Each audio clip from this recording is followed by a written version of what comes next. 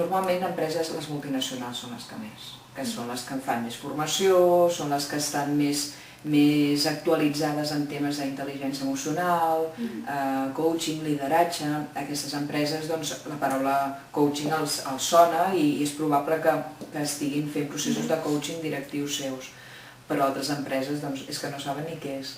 Moltíssimes empreses, grans empreses arreu del món, no et diré a Espanya, et diré a França, als Estats Units, a Alemanya, a Anglaterra, estan invertint grans quantitats perquè veuen que és molt efectiu i a més és molt pragmàtic, és a dir, en poc temps es percebeixen canvis importants.